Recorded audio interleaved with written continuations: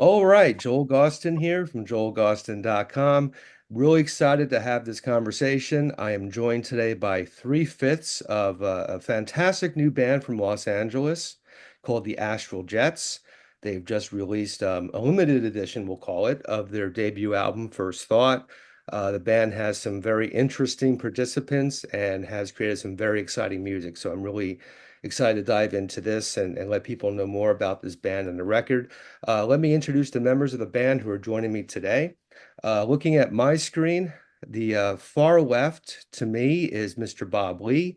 He is the drummer. Next to him is Mr. Dez Cadena, who's one of the guitarists and singers. And below me, I have Mr. Heath Seifert. He is the bassist of the band. Gentlemen, thank you so much for taking some time to chat with me. I appreciate it. Hey, thanks for having us. Excited to be here. Excellent, excellent. Yeah, excited to have you. For the viewer who may not know some of the past work these gentlemen have done musically, Bob Lee, Bob, you were a member of the band Clawhammer, uh, That's right. who put out some fantastic music in the 90s, some of which I have here on vinyl still. You've played with Mike Watt as well, and Mhm. yourself and Heath are both members of a band called Backbiter, which has been kind of a long-running band out in Los Angeles. Uh, Yep. Dez, of course, you were a member of Black Flag way back when. You've Yeah, that's what they say.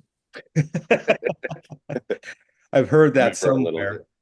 I've You heard were that somewhere. also in a bunch of other stuff too. DC3 with Paul Roessler, who I should mention is another member of the band, who Yeah, unfortunately joined us today. But Paul's been on this channel twice, and I've known Paul for a long time. So hello, Paul.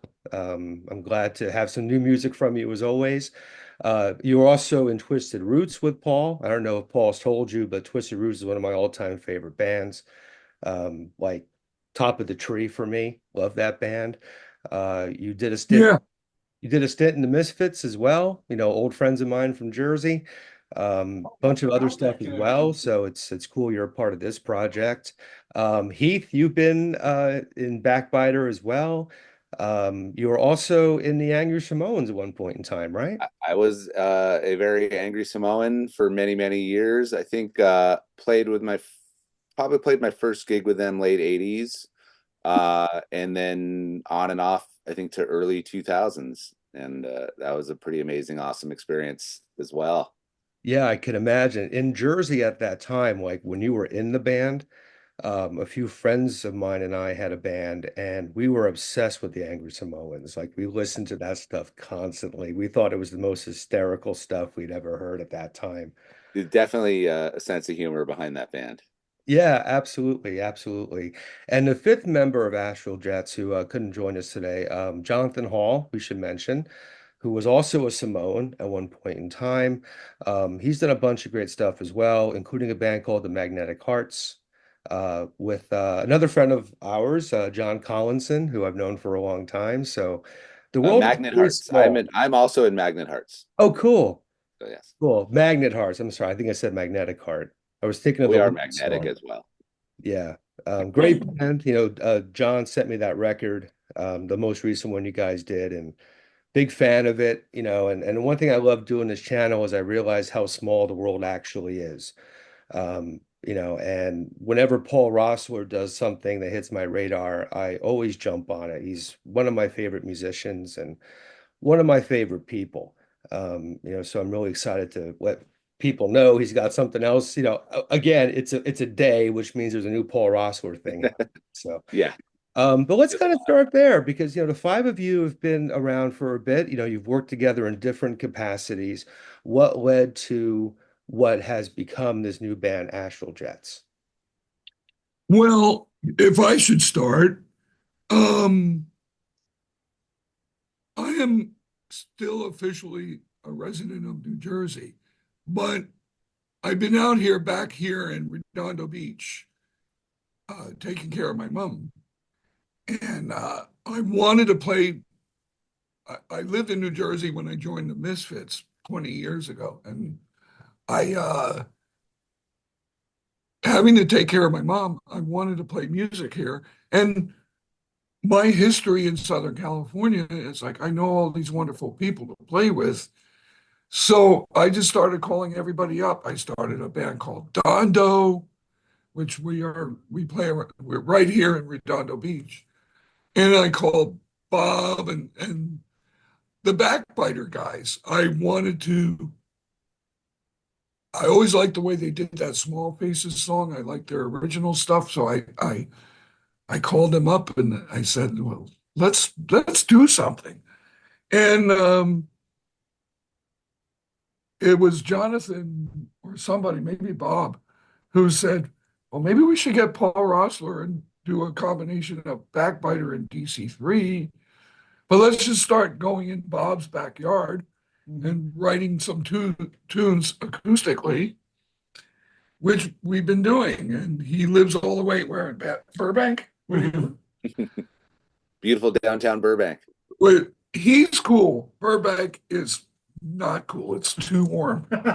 But anyway, but him and his wife, they're cool people, and we went to his backyard and we started writing some tunes. And we actually do the Small Faces song that Backbiter never recorded. I always thought Jonathan sang that song the way it should be sung.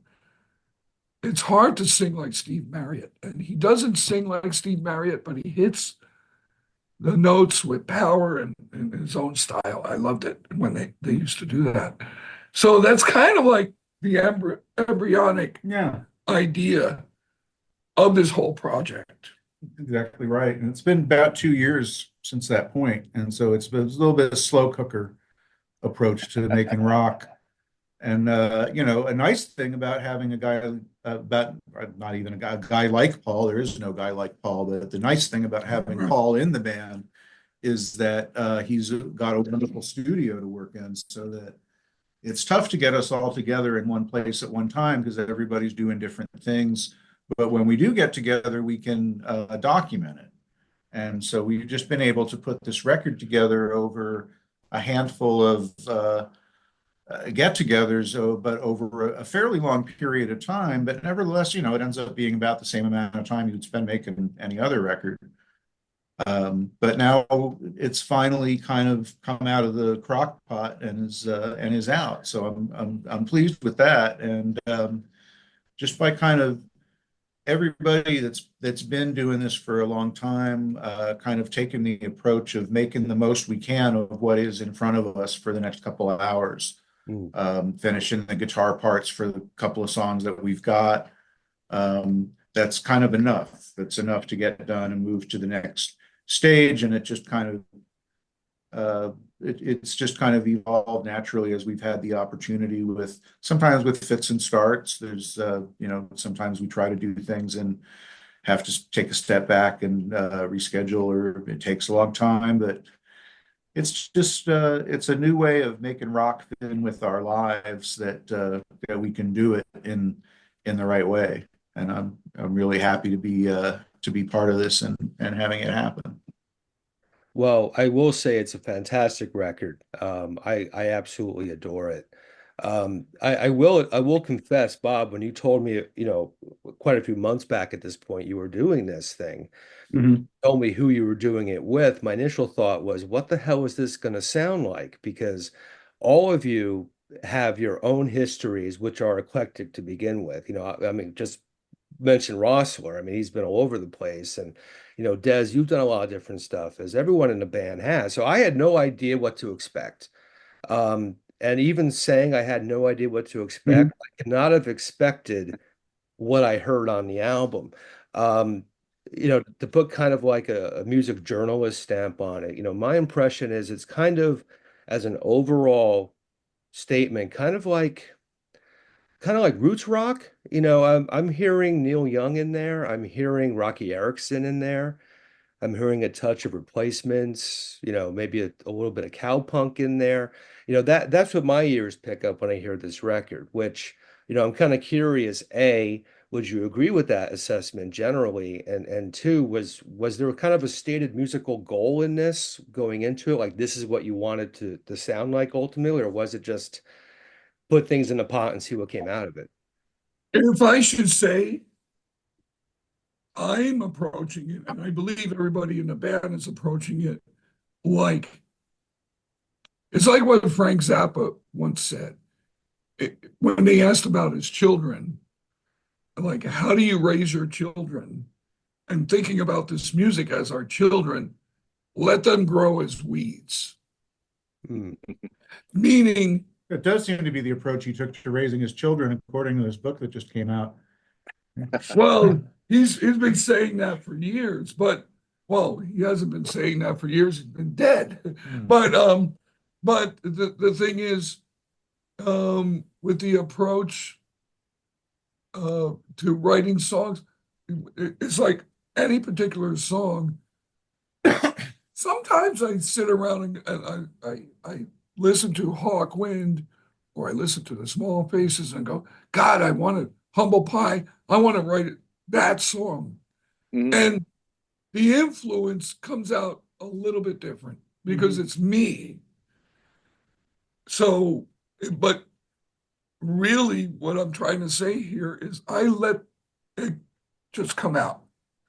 It's like taking a shit, you know, and you know, just let it go. You have your influence, you know what you love, but it ends up becoming you. And that's what we are all contributing to this group, I believe. I think the songs that ended up on the record, I do think there's a pretty eclectic mix of influences, and I do think people will be surprised, and hopefully surprised in a good way, with the results on the album. Like Dez mentioned, I think the Small Faces cover was almost the catalyst that got us all together in a room to work in the first place. Mm. But you know, and then once we got together in Bob's backyard with acoustic guitars, things just flowed so naturally and came together so fast. It was pretty exciting to just see how well we all worked together and how we gelled. And you know, once we got in the studio, I think things took a whole another level. But it is a pretty wide range of influences. I mean, and we do the Flipper cover on the record, we do a Screamers cover on the record, so you know, that maybe informed some direction at one point, but then I don't know that the originals all fall into place in line with that. The first thing we did, if I'm not mistaken, was that we got those 3 cover songs happening, but then after that we got got into the room and started thinking about what we would do for originals. Like, when I say the room, I mean my backyard, which is kind of an interesting way to have gone about it. But you know, now it's become traditional, and I've enjoyed it. You know, we have more things that are now in partial stage of recording that we're gonna put some more work into this week. You know, it's like the same cooking and chipping a roach, chipping away at it, and Did you say a roach? I'm not sure what word was trying to come out there. We're just trying to, you know, take the approach of Oh, okay. you know, working on it a bit at a time, and you know, take it to the next step. It's kind of like smoking a roach. I was going to say sometimes a roach can help in the songwriting process. You know, waste not, want not. We gotta burn it down to the last bit of paper. Well, for people who don't know, our bands used to play with each other in the 80s all the time. And we love all the same music. And Jonathan, I didn't realize this. I turned him on to like Hawkwind. Yeah, we talk about Hawkwind a lot. I thought he already knew, but then again, it was years ago. I don't remember. But then, you know, then we listened to, like I mentioned, Frank Zapper. I like to say Zapper. Captain Beefheart, Black Sabbath, King Crimson, Captain Beyond. I mean, just Casey's all kinds of captains. Guys. And then you got your early punk rock scene from LA and around the world. You got your Screamers, and then San Francisco, you got Flipper. Because Jonathan said to me years ago, I really like Flipper. And I go, haven't you heard Hawkwind? Flipper is kind of like It is a the little punk rock version of Hawkwind in a way, just the way their music sounds. And so we have always had a lot of, we're in the same ballpark, Yeah. all these people. Punk rock Hawkwind is not a bad direction. Right. And then, and then you got Paul Roessler from, Screamers and 45 Grave and all those wonderful bands and Twisted Roots, like Joel's favorite band in the world, right? Yeah. Well, Yeah, Paul can one of take it in any direction you want to, any composition that you've got. Paul's got the technique to do what is needed for that, and gives you the ability to take it in a lot of different directions and have it come out And sounding right. if we wanted harmonies like the Beatles, we could do that. Or if we wanted to stray from that, we could combine both. And that's with all the minds that we have in this group. We can go in any direction we would like, and that's what's kind of beautiful about it. Yeah. Excellent. Out of curiosity, which one is the Small Faces cover on the album? Afterglow. Okay. Okay. I know of them. I know Humble Pie a little better. Yeah. I know the Small Faces, that band's come up a lot lately. I've been talking to people, and for some reason there's like this sort of unspoken, sort of telepathic thread with that band. I really got to dive in more with that because everything I've heard Well, from them has been great. awesome. well, the big issue, Joel, is they're all amazing. And even the Faces after the Small Faces was good with Rod Stewart and Ron Wood. But Steve Marriott, what, in my opinion, is the most soulful voice for a short London white kid. Yeah. He's like a gospel singer in my eyes. And the Small Faces was definitely Steve, but also they had other good elements too. They had Ronnie Lane. Mm-hmm. They had well, who was the drummer? Ian McLagan. Ian McLagan, the Kenny keyboard, Jones on drums. and Kenny Jones, who played with the Who later on. What a great group! What a wonderful group. Humble Pie was a little bit more like Rock. Yeah. hard rocks. Well, they grew up. It was the 60s, and all of a sudden it was 70s, Humble Pie. And so that was the beauty of them. Steve Marriott, really a shame, a tragedy that he didn't live longer.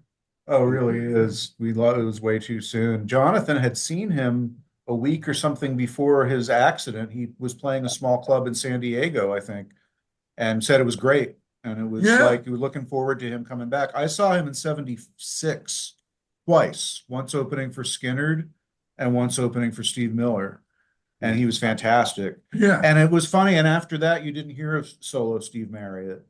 I think they tried to do the Small Faces reunion in 77 and it wasn't well received. Well, he had a band that would play called the Packet of Three, which is a great name for a band because in England, when you buy condoms, they come in little packets of 3. And that was, and they would do Small Faces and Humble Pie songs, just his guitar, and an amazing guitar player. His sets were great. I assume it was a lot of Humble Pie songs that he was doing and some of his current album, but I haven't gone back to listen to that. But yeah, he's terrific. And when I had the chance to interview John Cale about his kind of shift in thinking about what kind of music he wanted to make. I had heard him talk about the Who and going over to England and hearing that. When I asked him about it, he said, yeah, that and the Small Faces, like what you going to do about it in particular. Oh, yeah. That was like a new, he was like, oh man, the idea that I have of making rock and roll like crazy is already happening. Somebody's doing it and I got to get started. So you should listen to the Small Faces. We're thinking about changing the name to the Astral Faces. I'm just finding out about this, but I'm not opposed to it. I'm ready Small to see jets. Or where the it goes. all the small jets. planes, all the small planes. Astral Faces is better. That works better. I agree. Well, we were the Bronson Caves. Yeah. Yeah. And I was really into that name, but there's another Bronson Cave. So Yeah, yeah. It was so I was into it, but I'm glad it's we changed it and we let them hang on to their integrity. integrity. And but the whole idea, partially the idea of this band was mine coming back to LA and going, okay, I have to take care of my family, but my family is the people that I used to play music with or see their bands. And I go, let's Paul Roessler. I mean, I got to play with Paul. It's a no-brainer, you know.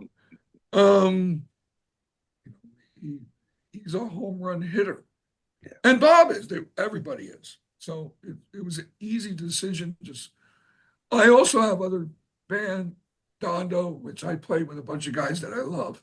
It's a really trippy band, which I recommend checking out too.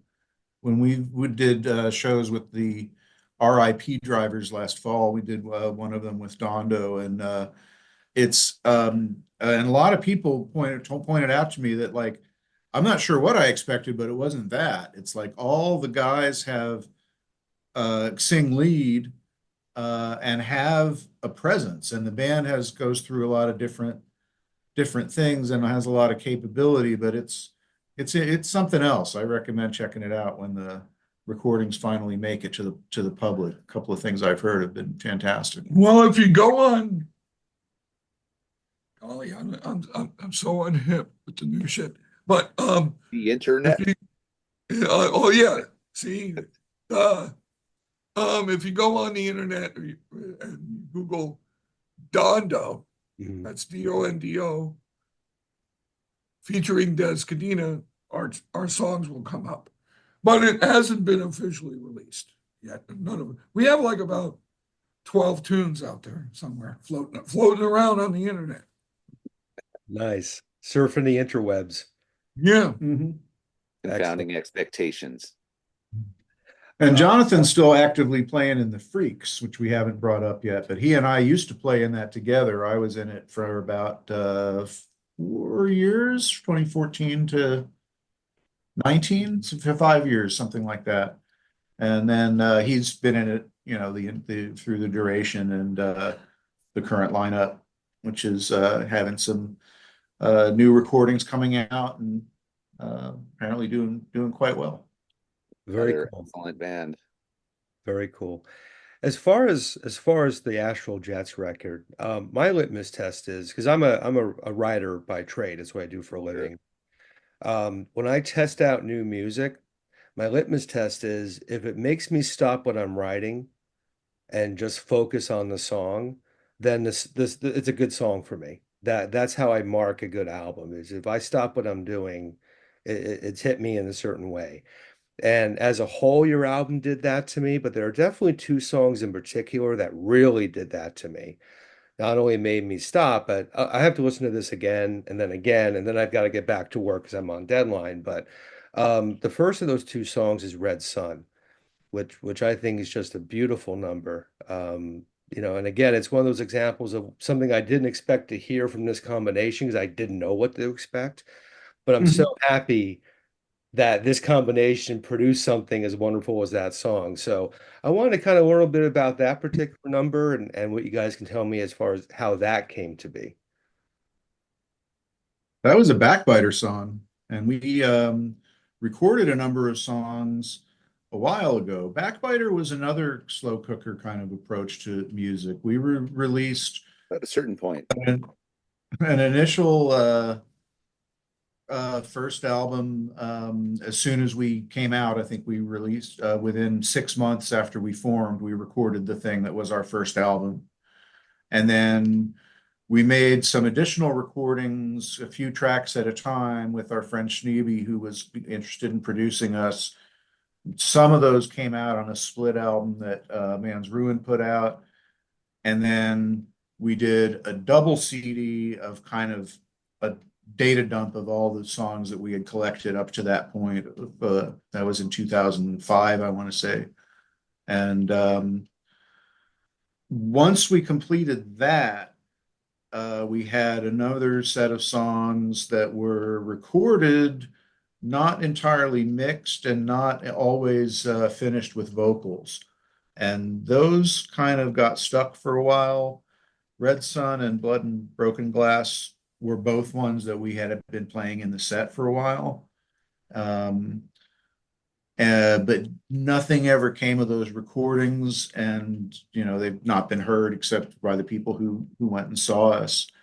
But those two songs came about around 2007, 2008, and were part of the same batch of songs. Jonathan was in some kind of mood, I think, when he wrote both of those, and they both came out at that of the same thing. So those seem like good ones if we were going to pick anything of our old band that hadn't really been explored enough. I think those were the right two, and also the ones that Dez and Paul could really make a cool I think contribution. Red Sun especially is one where sort of the arrangement and the structure was set up for the musicians playing on it to kind of really listen to each other and play off each other and find something new every time we play it. It's not jammy, but there is an extended instrumental break with some maybe more extreme dynamics than we have in a normal song. And so I think in that sense, there was a lot of like, okay, let's build this up and build this up. Let's have these guitars playing off each other, and then let's break it down really, really quiet and then kick back in. So it was a song that sort of was malleable in the sense. There was like an original tune and idea and maybe blueprint from the Backbiter days, but it felt like something that we could really kick off and take to a new place, and it felt right for this group of musicians to work on together. I'm really happy how that came out. Yeah, absolutely. It's fantastic. And Transcend is the other song that Mhm. really kind of knocked me over on this record. Thank you. That came up in the backyard. It did for sure. And that one was one I think where everybody was just throwing some different parts. Hey, how about this chord? The words unite and transcend, I think that came directly from Dez's suggestion that we write something that's promoting the opposite of divide and conquer. He Right. wanted to That promote was his phrase. unity. And so the song title came out of that, and then I think the words followed later. I think we had sort of worked out kind of an arrangement in Bob's backyard. And then that's another song though that I think once we got in the studio, it went to a whole different place. Like once we heard it and we were playing it with electric guitars, and then again another song that had some pretty extreme dynamics, more so than some of the other songs. I think even as soon as we listened back after the first take, I think me and Dez were like, I didn't think it was going to sound like that. It sounds really good, right? I'm not crazy. Yeah. Yeah. Yeah. It's our answer to the phrase divide and conquer. It's the opposite. It's like unite and transcend. That's what that means. Yeah. And you help me out with that, Heath. Yeah. I go, how do you say the opposite of divide and conquer? Because of all this crap in the world, to me, it looks like divide and conquer, going on right now. Yeah. So unite and transcend. Yeah. It's the way to go. That. Yeah. I bought into that right away. That was a good, unite I came up with, but I couldn't come up with the other word, opposite of conquer. And Heath said transcend. And I go, okay, that's it. That's it. Yeah, that was the unifying thought from the time we had the instrumental, even I think before we had Jonathan's words. Is that a Mets jersey on your chair there? Yes, I've been following the baseball a little bit because it's exciting. Big game today. There's a big game today, every day. That's true. for the next couple of weeks, yeah. Oh, yeah. Well, as far as the covers on the record, the one I really enjoyed the most. I love them all, but I do love that Flipper one because it sounds like what it is. It sounds like the Astral Jets and your sort of established sound doing a Flipper song, you know. Mhm. And I Yeah, would say the same thing about the Punish or Be Damned. You know, I was kind of waiting to hear that toot, toot, toot, toot, toot, toot, which isn't yeah, really quite there. It's a kind of a different view of that. So I Yeah, he did it when we played it live. Geza X sang it. And it was chilling to hear those lines yeah, coming through my headphones, those little atonal bits in the chorus. But I kind of enjoy the fact that our version of it is pretty different sounding and doesn't I think it's almost a Black Sabbath take on it. And that was also a Des suggestion of the very first time we got together was let's do this Screamer song. And Yeah, and I've enjoyed it. it the quirkiness of and the intensity of the original Screamer song. I'm trying to transpose all those keyboards yeah. into guitar, which they try to uh, um, uh, They were doing the opposite. do the opposite. They, Yeah, Paul and the guy before Paul, Paul Brown, Braun, Hey, Brown. he had a Fender Rhodes with a big muff, Hmm. and they didn't have guitars in that band. So that was the beauty of the Screamers. They didn't need guitar. They just came up with whatever they decided. Oh, this is this is what we want to sound like, and use the idea of a rock band, but we're not really totally a rock band. And Yeah, combining a early Wurlitzer organ drum machine through a bass amp, like and a bass cabinet set up behind the drummer and yeah, have the drummer play to that. yeah. I don't think anyone else is doing that in 1977. No, I don't think so either. I'm a big fan. I've enjoyed I got to talk to KK when their recordings finally came out and enjoyed that. We talked to Paul about it once in a while. He doesn't mind going into it. I used to go to KK's house, and he lived up in the hills overlooking Dodger Stadium. He would throw parties, Halloween Mhm. parties every year. I went to his house for Thanksgiving once. Yeah. There's a good someone I knew was taking care of his kids during the day. He had this white Stratocaster, I think it was a 63, and they go, "Here, Des, play it." I go, "Can I have it?" But he was a really more universal musician than I thought, Mhm. because I thought screamers were really kind of simplistic. But now that I look at it, they were more complicated than you think. Hmm. They're really, really, really great. It, it's unfortunate that they didn't continue. Yeah. Well, pretty visionary. What KK said about that was I said something like, the conventional wisdom is that you guys never got to make your masterpiece, and he just kind of laughed. It was like, Yeah, I know. it was like he's like artists need growth and change, and we just changed right out of who we were before that could happen. Well, he was right.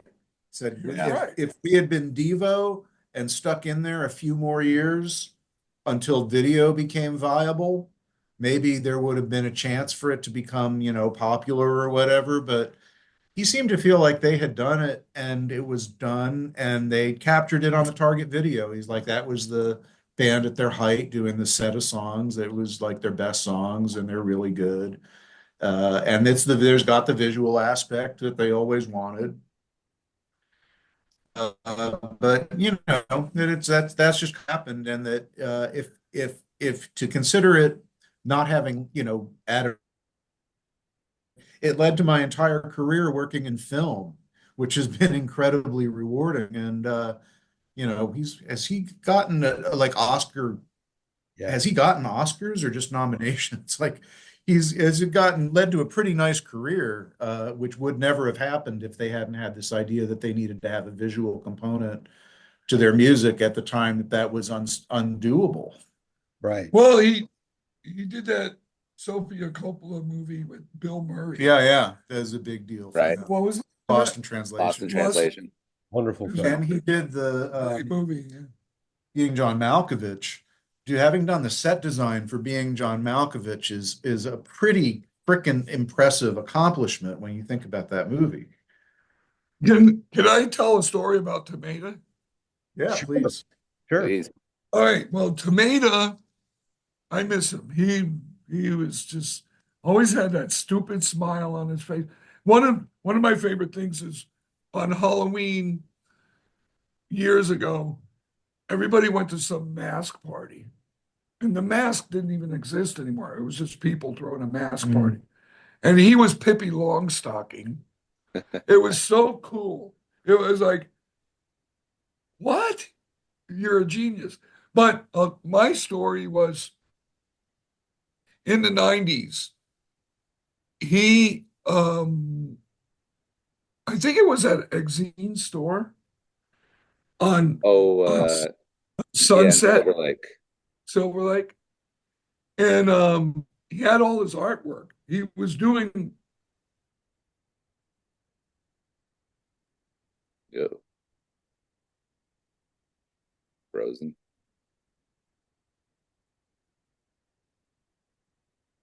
me to do another one of you. And I go, no, I would like you to do a portrait.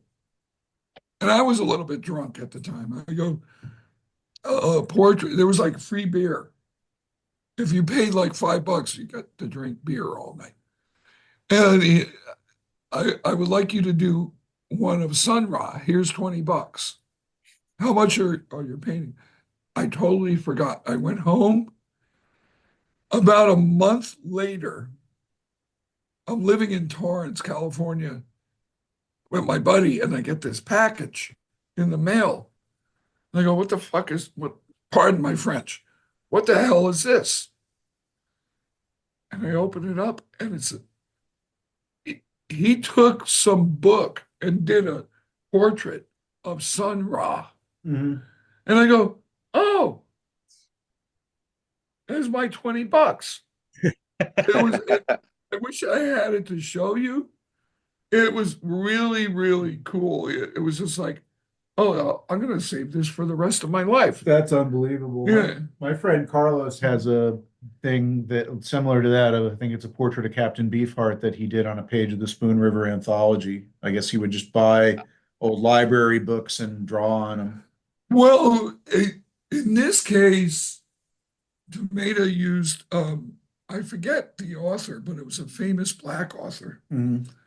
And one of the pages out of one of his books, and he just did Sun Ra with a little headdress with a snake coming out of the top. And I was like, oh, this is perfect. Oh, This is fantastic. perfect. Then I saw him after that, and I just,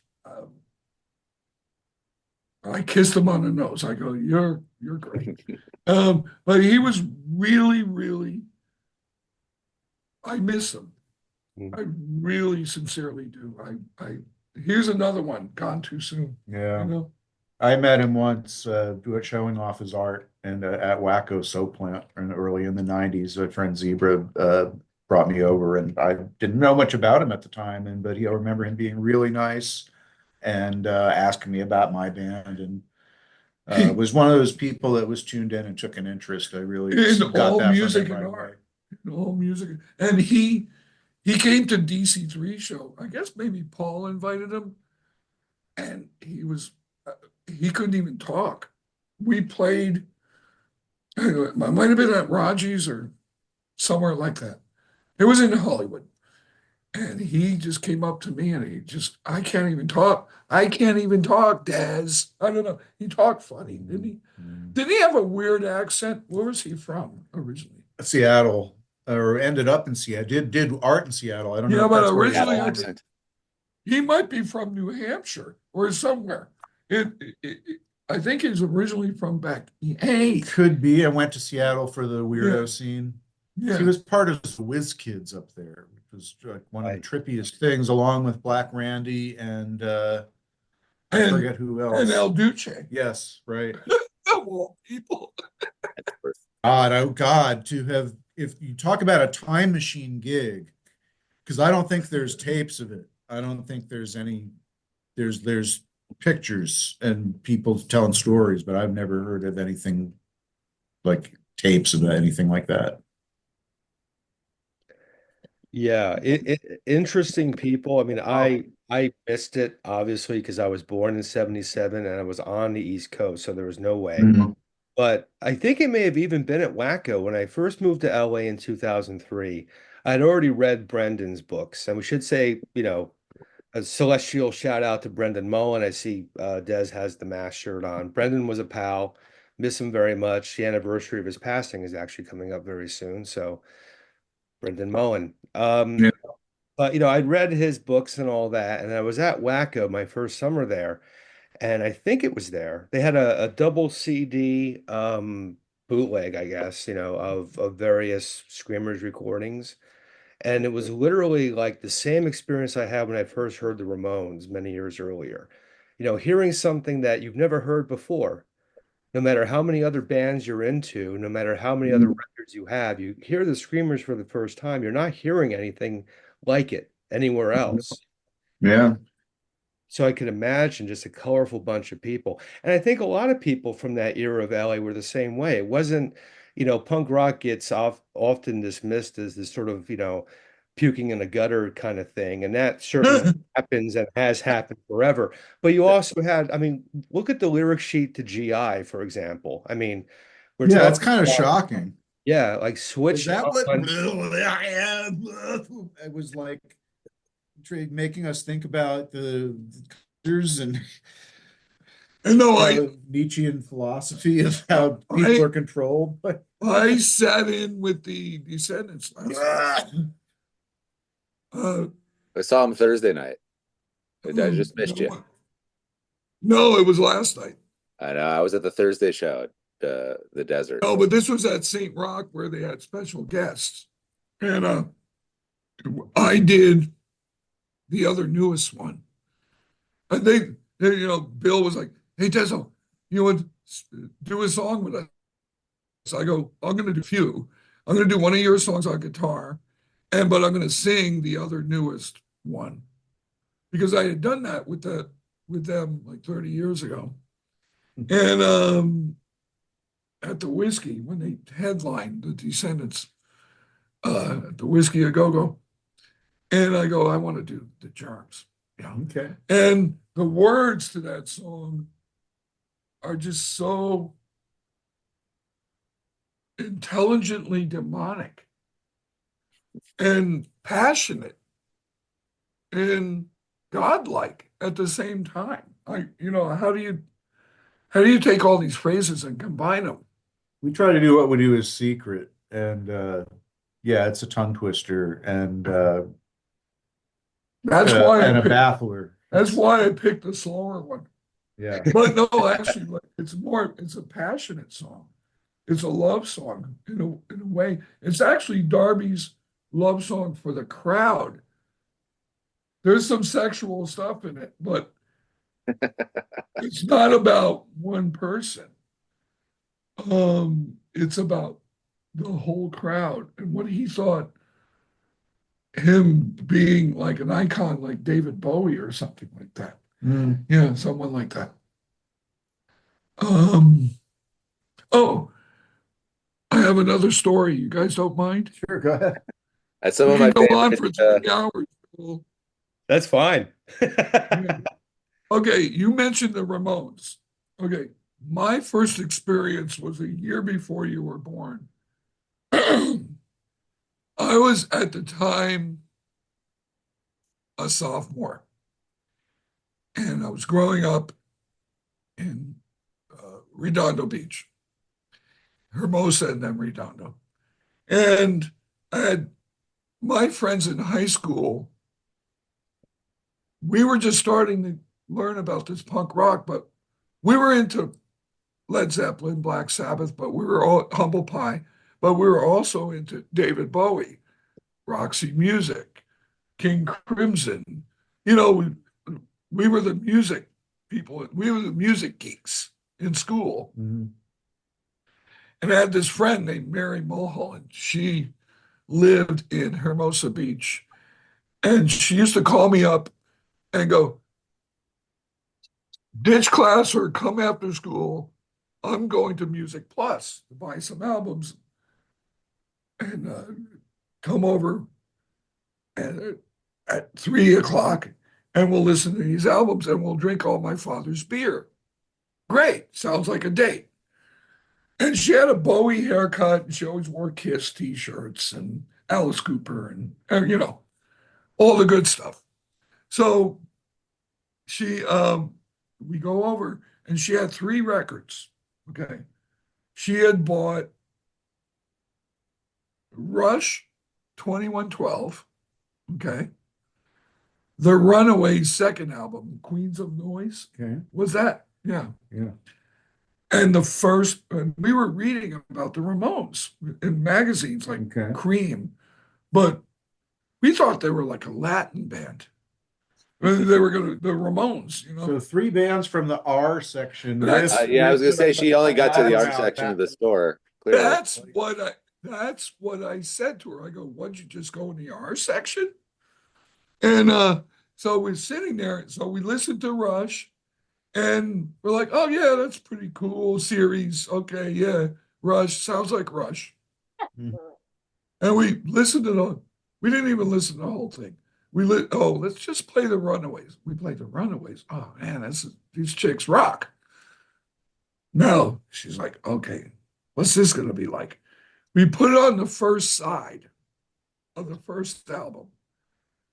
And we're like this. First of all, we're looking at them and we're going, are these like guys they look like Martians.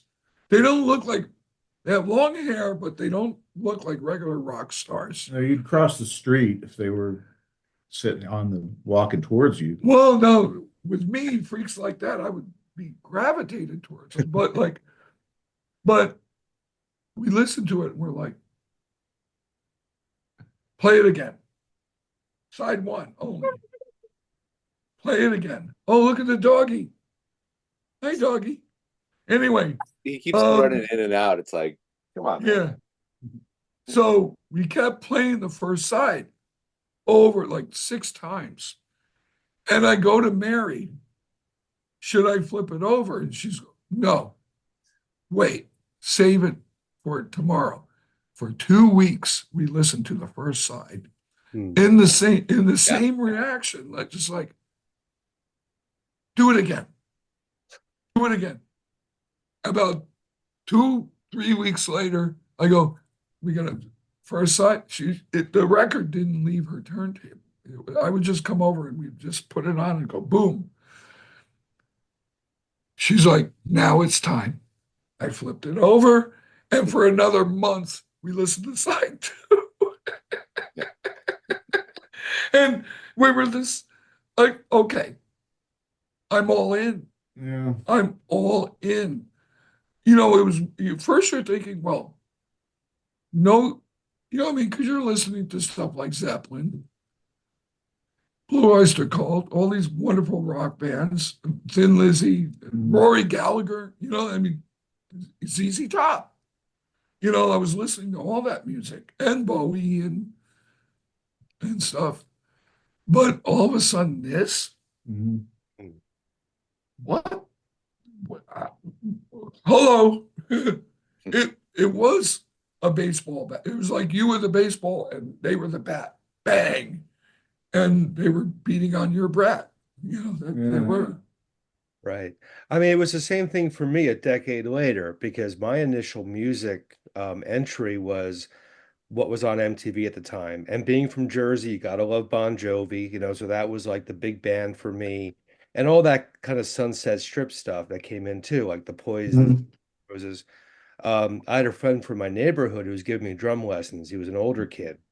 And he has me a mixtape and it says punk on it. He goes, have you ever heard of punk before? I'm like, I never even heard the word before. I don't know what this is. He's like, listen to this stuff, man. This is really cool.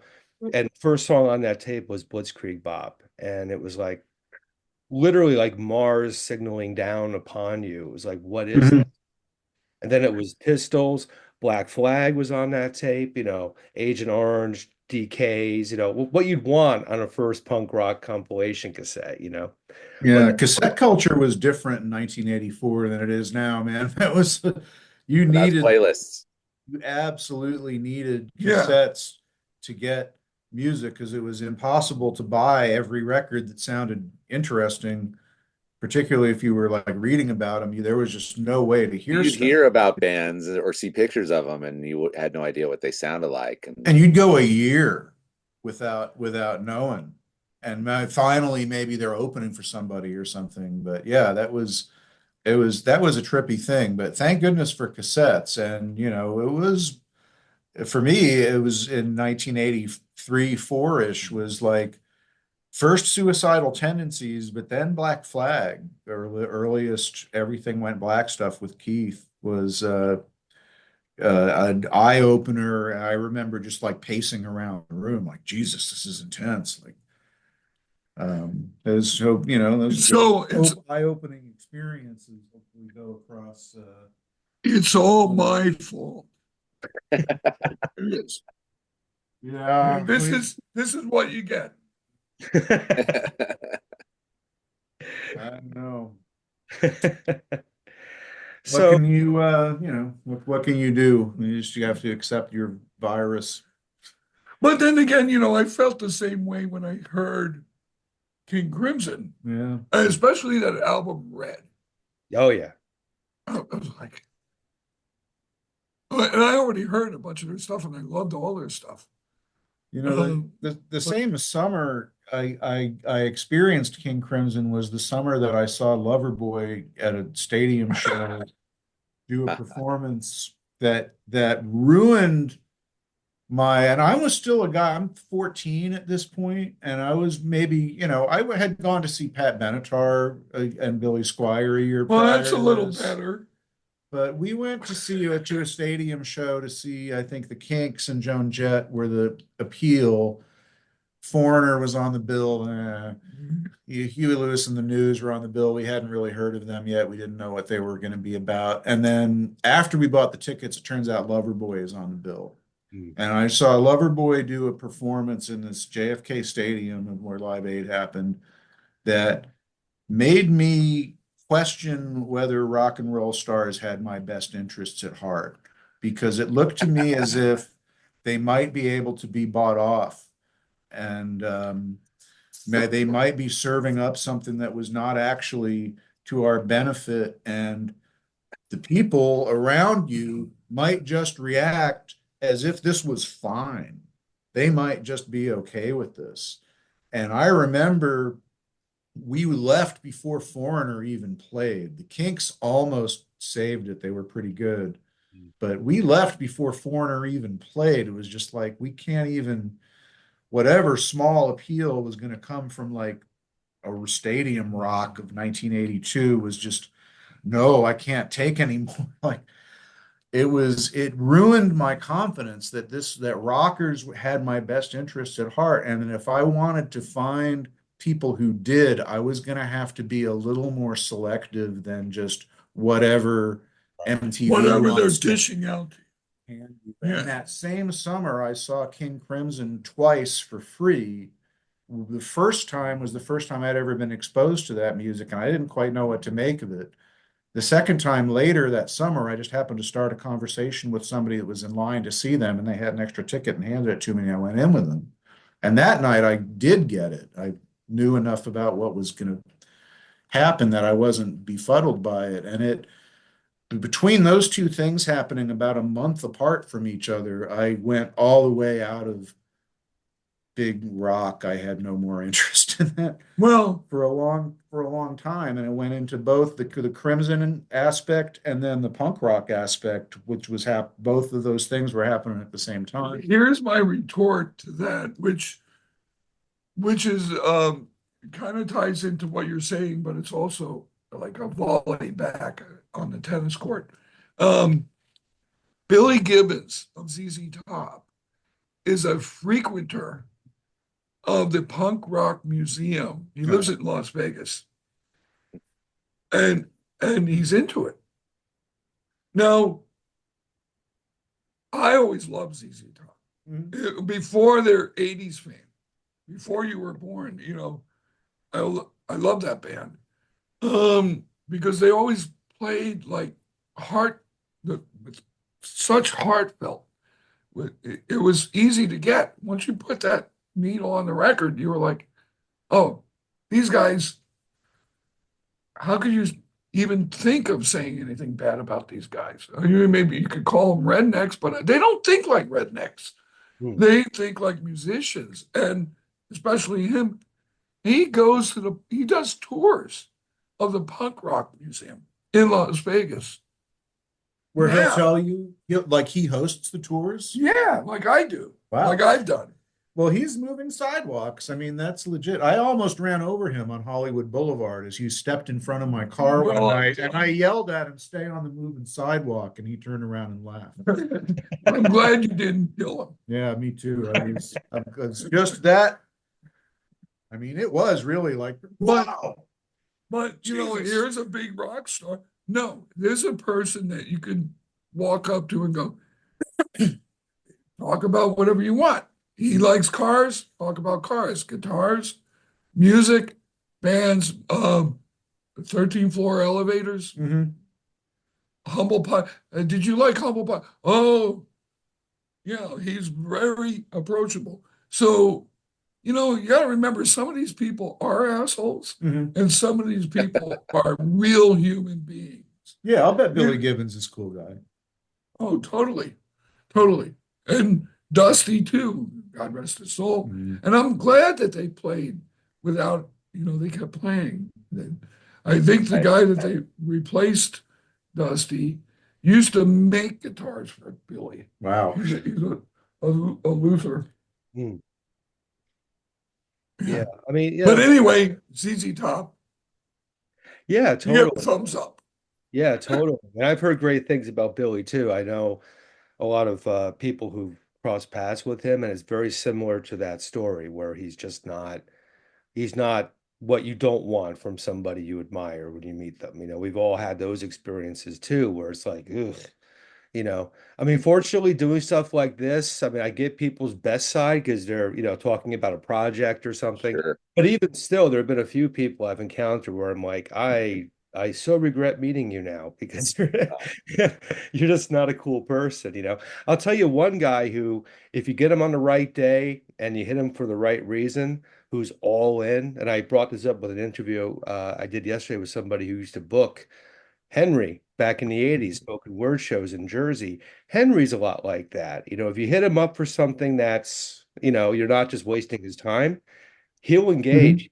I have records that he's recommended to me, that I would never have heard of otherwise. Because he'll be like, oh, you like this? You should listen to this, or My wife and I ran into him at a Miles Davis centered photo exhibit and talked about the South Bay for an hour. yeah. Yeah. When she was like, "Oh, I'm from Torrance. I went to Bishop Montgomery," and they told stories to each other about their mutual friends for the next hour. Yeah, he's very raconteurs, and in fact, I remember her going like, "You scared us," and him going, "I'm really sorry if I ever did anything that made you feel or unsafe. I was hungry." Yeah, he probably was hungry. Yeah. We all were. Literally. Well, I know where that Vons is, where he and Bukowski were grabbing steaks and chomping on them it's funny, and Dukowski doesn't eat meat anymore. I wonder why. Well, Raw steak. yeah, really wouldn't be that appealing. Yeah, why not go get a watermelon? Well, I mean, if you're not eating properly every day, but you're eating like rice and stuff. Give me a fucking steak, please. Or ground. I seen him do it with ground beef. I go, Chuck, aren't you going to take that home? He's in line, ready to pay for the thing, and he's eating it. Well, Elise walked into that Vons. She worked at that Vons when Henry walked in one day and she recognized him. I don't think he knew her from shows or whatever, but she had to ask him right at the very first time, you were asking this, paper or plastic? And he had never been asked this before, so he stopped and kind of thought about it for a second. She goes, "Can't decide, can't decide." Well, And then he hilarious. like looked at her like, "Wait, what?" And she's, "What?" Anyway, we're here in Torrance. We're here in Redondo Beach. I got to tell these stories. Henry, Like a mile from here.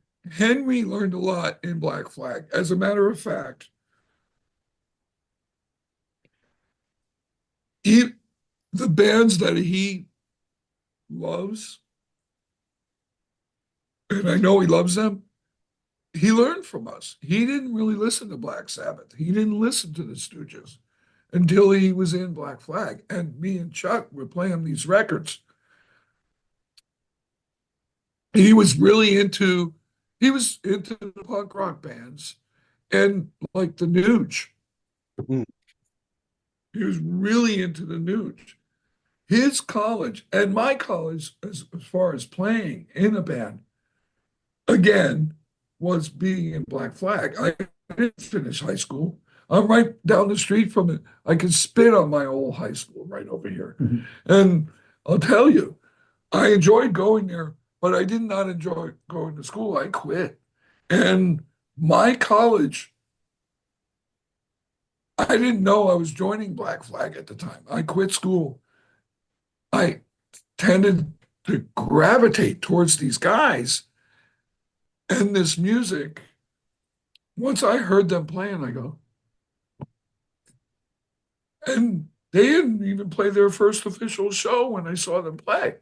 I used to go down to the church and watch them rehearsal and practice all the time. And I go, and I already heard the Ramones. I already heard the Pistols. I already heard the Damned. Loved all that stuff. Then when I saw these guys, and then they came up with their own ideal about just being in a band, which a lot of it is really positive and a lot of it is really kind of stupid because it's respectful. Whatever money we made at gigs, Greg and Chuck put it into the band and like putting out our records and other bands' records. And like the Minutemen and Saccharine Trust. And, bands don't normally do that. It's like you get signed to a record company and you want to get paid. We were just like, we thought we were in the Manson family or something. We lived under a desk. We slept under a freaking desk. And we got in a van and I think we saw the Ramones play at the Starwood or something, or the Roxy, and they were in a van. And we're like, they're a big band. They have an album. That's what was our mentality. They have 3 records, and there's in a van. Well, yeah, because you don't want to pay for a bus. Mm. Who has the money? And people weren't buying punk rock records enough to support the idea of like having a big tour bus and all that stuff. Now I wouldn't go in a band for the rest of my life. A band, not even just to go to the liquor store, but no, I would if I really liked the band and we're making a small trip to San Diego to play, see them play or play with them. I would do it, but like a whole tour around the country. But I must admit, it really was a great idea, and it opened up all these other bands to do that. Every band did that. Nirvana did that. Mm. Guns N' Roses did not do that. And I love Duff. Mm. So I have nothing bad to say about Guns N' Roses except for that singer makes me choke. But Then again, that's why I have a voice like this. I mean, um, um, I know Duff, and I played with him for a short period of time. He's a really good guy. And Henry's a really good guy too. And it's like what you say, if you catch him on the right moment, he'll open up to you like a flower. Mm. But if he's in a bad mood, we knew that way back then. Oh, the other time I tried to chat with Henry, I remember was in 1986 backstage when had just talked to Greg for an hour for my supposed fanzine that never came out. But asked him, were you interested in talking? He's like, no, thanks, while he's doing push-ups as Silver Vuelta stands over him. I was just like, Jesus, this is like two Richard Ramirez's in fucking front of me, and one of them's doing push-ups. Am I really going to do this? And I did, and he didn't kill me or anything. He just politely declined. Well, he's very polite. For scary as he is, he's a very polite man. I really enjoy his videos. I've seen him do a live talk, like you say. And I enjoyed it then. And, yeah, I went to a bunch of them. And I watched the videos, and his stories are really entertaining, and his feelings are true. And so, for a guy who used to just like the Nuge, he's done pretty good. Yeah, he's become more sophisticated from the Nuge to Henry Miller and to. On the topic of bands and touring and things along those lines, that leads to kind of an inevitable question for me. Obviously I know everybody in this band is very busy, not only in life, but with other projects, multiple projects in some cases. The album is limited edition at this point. People can get it through your Bandcamp. It's going to be widely released in February. I know that's going to coincide with hopefully some live shows. Where do you see this going? Is this really something you're hoping to make, a thing that continues to do records and continues to play shows and, exist in those lines as opposed to being, a project that happens when it happens sort of deal, which is very common, especially, people who've been around for a bit. You want to take this for me? Well, Dez, what do you think? Well, as far as even shows right now, we're almost virgins. I mean, we played one show. Yeah, one benefit show, yeah. Yeah, and I don't know if it's because we're older. What I found out when I came back to LA, it was already new from living here years ago, was in Los Angeles. I don't know, maybe it's like this around the world. But the musicians that I know normally play in 5, 6, 7 bands. Because they want to play music. They love music. Bob loves music. I do. Heath, Jonathan. And it's hard to say, where do I want to go with this? Yeah, I would like to go places, even travel and stuff like that. We're all a little bit older. We do still, when I moved back to LA, I go, oh, just the same as it was back when I moved out of here in 2001. It's the same. Everybody plays in different bands. And like most band scenes, it's what's people play in everybody. What's the word? Joe Baiza likened it to a bowling league where the teams change up, but it's a lot of the same people that you've seen over years and years. And once in a while, there's a new one who comes in and makes his way in there, and you'll see him around for a long time. It's incestuous in a way, but at the same time, whatever you do, you want to, whatever project you do, you want to see people enjoy it, and that's the main thing. And I don't know if the same credo where you have to tour for an album to sell it. I'm sure that is true, but who buys albums anymore? I mean, you could buy the vinyl, but a lot of people just download your song. So it would look. I just went on tour with Me First and the Gimme Gimmes, and they do all these covers, their own versions, and they're the biggest selling band on Fat Records. It's ironic. It's ironic, everybody loves NoFX and all these other bands, but no, Me First and the Gimme Gimmes, at least as far as record sales, sell it more than NoFX.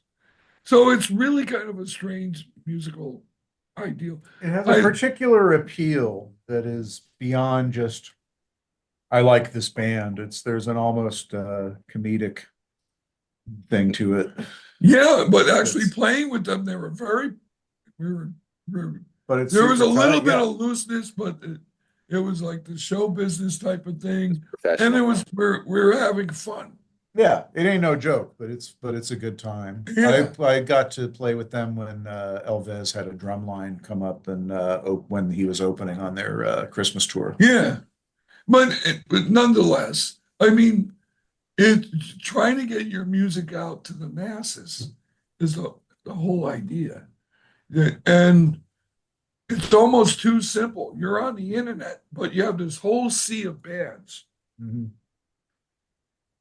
Where do young kids go? Unless they actually see you play.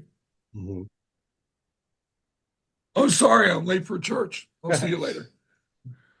No, just kidding.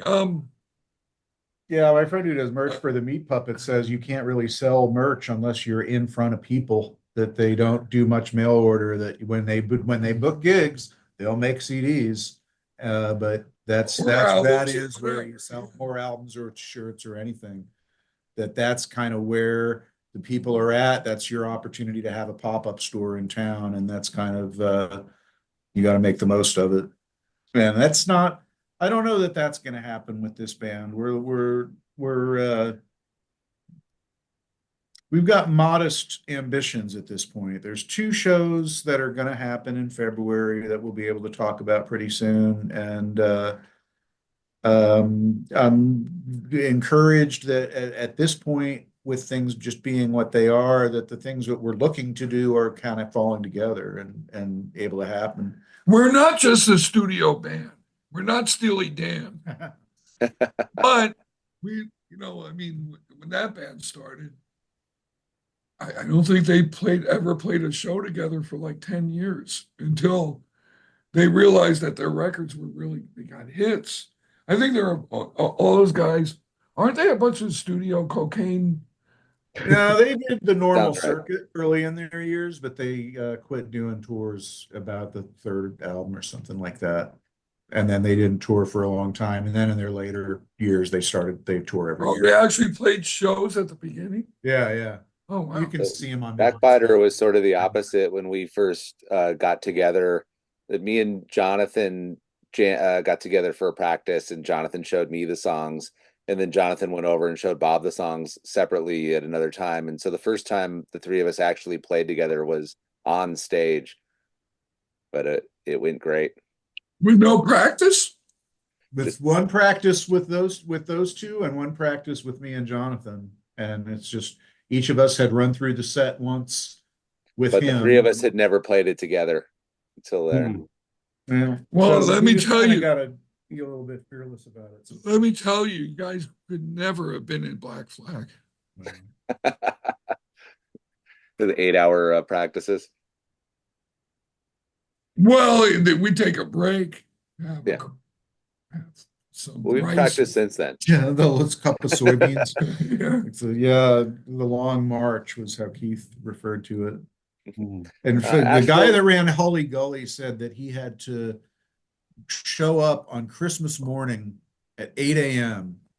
to open the studio for them to go in, and was just so impressed that he did it, that he left his family there under the Christmas tree with their presents and went I'll be back. told them to lock up when they left. Yeah, I mean that's impressive. Didn't you well there's that classic show in New Jersey, Christmas of '81 at Mhm. the Capitol, what was it? Where was that? That was in Passaic. It was Black Flag, Misfits, and the Necros maybe on Christmas Day. Yeah. Oh no, that was where in Passaic? I think that was Passaic, New Jersey, if I'm not Or mistaken. was it Trent? Uh, was it the Capitol in Seems like it would. I don't remember hardcore bands playing that place. There's a lot of shows at the Capitol, but it's possible. But But the one in the Trent, Capitol was like the Wiltern. It's like a 3,000 but the seat one theater. in Trent City was Gardens, you City guys played there a Gardens. lot. yeah. City Gardens. Oh, what was your There was question? another one called Emerald City that was around for a while. It could have been that. What was your question? Just the fact that there was a pretty legendary show that happened in '81 on Christmas Day. It was the Misfits and Black Flag, Yeah. you know. And it was really funny. We showed up for like sound check with the Misfits. I remember Jerry. Have you ever met Jerry Only? Met him. Yeah. Oh, Yeah. did you play with him? Yeah. Yeah, I Yeah. know those guys quite well. Okay, well, he shows up and hey, Uncle Dez. They always call me Uncle Dez. Okay. 1981. His wife shows up with his daughter, who's a grown woman, of course, now, and Mm. but she was just born. And we did like sound check. We did like sound check, and I think Glenn did the board because like the sound guy at the club was too drunk and it was Christmas or something. And well, who's gonna run the board? Glenn goes, oh well, I'll mix you guys. So we're there, and and we do sound check, and Jerry goes, oh hey, good to see you, Uncle Des. Now what do we do? And I go, well, let's have a beer or something. He goes, okay. And he jumps behind the bar and starts serving everybody beer. And it's only our band and them. He goes, here, oh, the only ones I got is Bud Light. Well, beer of the stars. Boom. And we were drinking beer. And we just kind of took over the place. And it was kind of was it the Necros or was it Minor Threat? Mm, Necros, right? I wasn't there. I wasn't hip enough. I walked past the Look it up. marquee of Black Flag and Code of Honor playing what must have been the on Broadway club in the show that's ended up being recorded as the bootlegged as a soundboard recording, Yeah. summer of '82.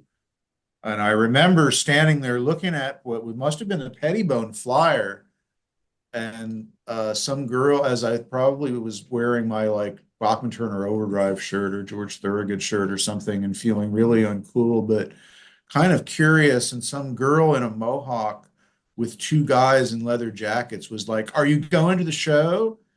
And I almost practically ran away, like, "Oh my God, don't talk to me, scary punk rock people." I thought I was hip. I don't know. It was Well, Clash wasn't doing it, wasn't hadn't brought me far enough into this well, no. to set up my sense of My adventure on favorite something that Clash. wasn't vetted by, Townsend and Circus Magazine. And look, I like the Clash, but the my favorite song was Train in Vain, Mhm. which it reminded me Yeah, of. really, it's Springsteen. It was a Motown song Yeah, in my eyes. No, it was better than Springsteen. no, it was. It was. And I'm from Jersey, okay? And he talks too much. Stop singing about the turnpike, please. Yeah. Jesus. But I give him kudos. My favorite song is Rosalita, and even that is long-winded. I mean, can't you just play the guitar or something and just shut up? I know. I'm sorry. Edit. I'm Well, sorry. I'm sorry, boss.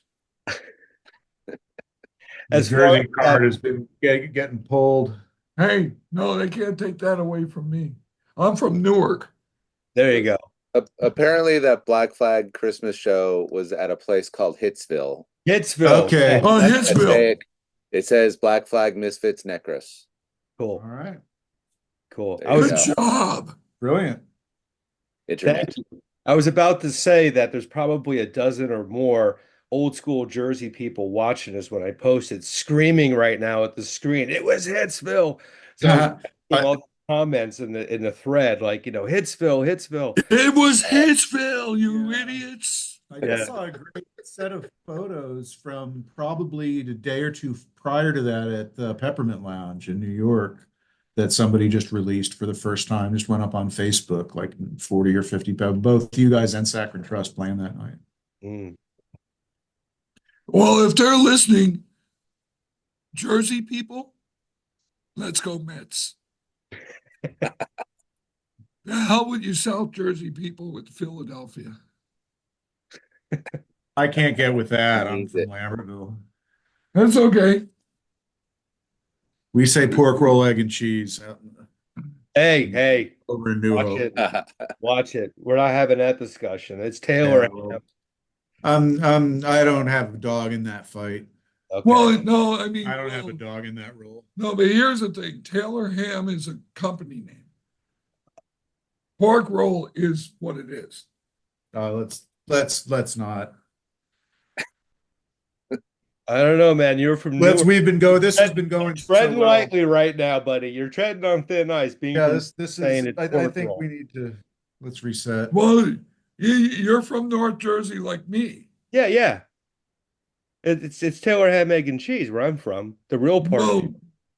Well, Taylor invented this stuff. I'm gonna let you guys settle this. I'll be right back. And that's why they call it Taylor Ham. Bob quits the band and we never see him again. Yeah, Bob, But please come back. pork roll, egg, and cheese. That's like a bastardized way of saying it. It's got to be true. It's got to be Taylor Well, ham, that's egg, and cheese on a hard roll. well then no, that's mean. That's right. Yep. And they're from Pennsylvania. They're aren't they? from my town. Oh, they're from your town? Oh well. Well, you're okay, Bob. I love you. That's the age-old argument. I don't know if it's going to be solved in this video, but if I woke up on January 1st of this year and thought I'd have a discussion about Taylor ham, egg, and cheese with Dez Cadena on my YouTube channel, I wouldn't, there's no way I could. Well, really, the truth is Taylor Ham is the company name. Yeah. And pork roll, basically, it is a pork roll. What you're eating is pork roll. whatever. It's like like whatever they put in hot dogs or whatever. Yeah, whatever the hell that is. Yeah, Nobody wants to know. No, we're better off. But yeah. Hey, with a hangover, just give me it. Oh yeah. Yeah. It doesn't matter what it's called at that point. Just hand it to me. It's fine. You can call it shit for all I care. It's, if it's 3 a.m. Oh, no, take it easy, Joel. Hey, look, if it's 3:30 in the morning or 3:30 in the afternoon, depending on when you get up, that sandwich will come in handy depending on what you did the night before. We are not Gigi Allen here. Hey, I'm talking to you from New Hampshire. This is Gigi's home state, so Yeah. Oh, is it really? I never knew that. yeah, he's from northern New Hampshire, so it all kind of comes together. We're known for Gigi. That's why there's no Dad. gigs there. That's why there's no more gigs in New Hampshire. That's because he's got everyone license pulled. That there's probably 40 years later, they don't even talk about it. Exactly. Well, I'll tell you what, fellas, now that we've gone into Gigi Allen territory, maybe it's a good place to wrap it up here. But I do thank you all for your time. I love this record. I love the band. All the best to Paul and Jonathan who couldn't make it today, but congratulations, fellas, on the record. And again, I will include all the links in the video description to get the pre-order or the limited edition version of the CD. Whatever it is. People can check this out, and hope everybody does who's watching this, because it's a really good record. If you're a fan of any of these guys, what they've done in the past, you're going to be really thrilled to hear where things are in the here and now, which is always the most important point in time. So thank you, Bob, for letting me through the door on this project early on and sharing the music with me. And if you guys ever want to come back in the future, either individually or together, maybe we'll get Paul and Jonathan in next time. Definitely, the door is always open to you guys. Oh, thank you so much for this, Joel, Joel. thank you. Appreciate it a great deal. It's always great talking to you, and it's very grateful to have this going out to your audience. And did I already do my imitation of Picasso? No, Would you like to see? sure.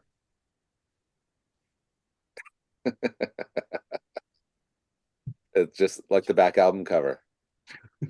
Well, almost. Yeah.